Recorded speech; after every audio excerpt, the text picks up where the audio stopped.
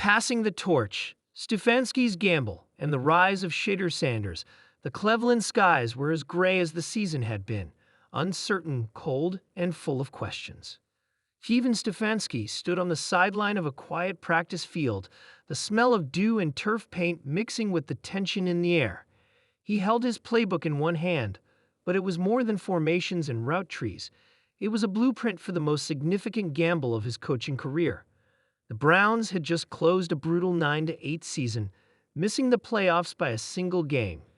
Deshaun Watson, despite flashes of brilliance, had been inconsistent and riddled with injuries. The fan base was restless. The ownership? Even more so. And now, a rookie had turned Berea into a furnace of attention. Shedeur Sanders, he wasn't supposed to start.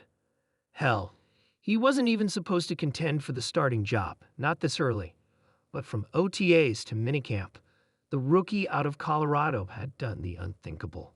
Silenced the doubters, won over the veterans, and carved a place in the heart of the locker room. Poise, charisma, and an arm like a thunderbolt. The ripple effect, it started innocently. One Thursday practice, a sideline pass from Shedeur to Amari Cooper hit with such velocity and precision it made the equipment manager drop his clipboard.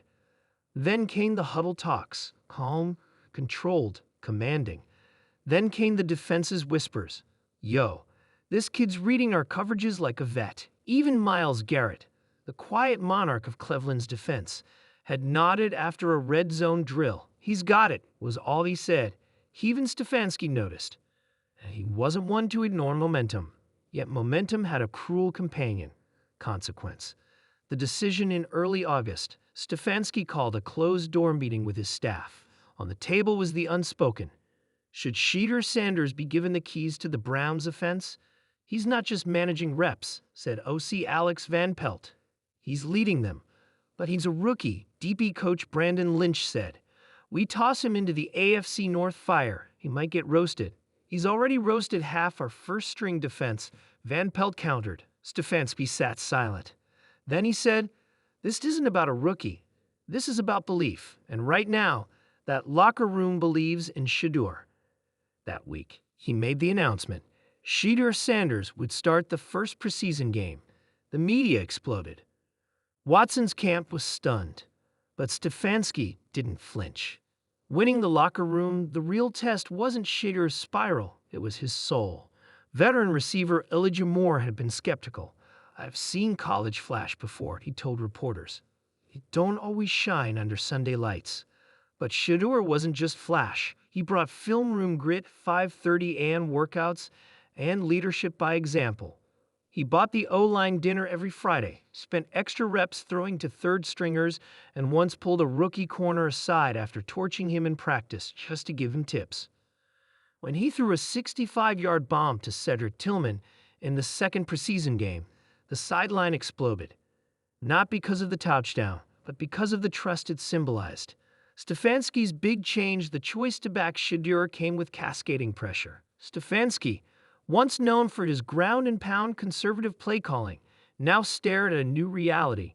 He had a Ferrari in a city built for snowplows, so he tore it up. The playbook, the philosophy, the identity, everything changed. Stefanski scrapped half the old playbook and built an up-tempo, RPO-heavy, spread-style attack around Shedeur's strengths. It was risky, radical, but it matched the moment. There was only one problem. Shedeur had the arm.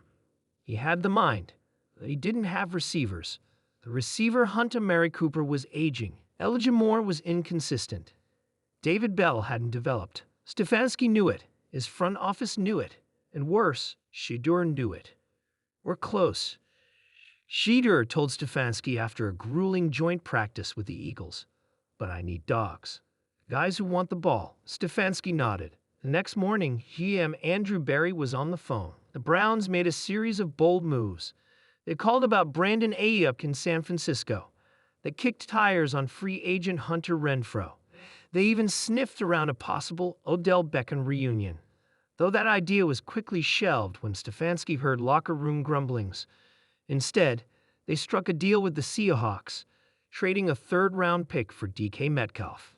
It was a bombshell. Metcalf, paired with Cooper and Moore, instantly transformed the receiver room. More importantly, it told the team that the front office was all in on Stefanski's vision and Shedeur's rise.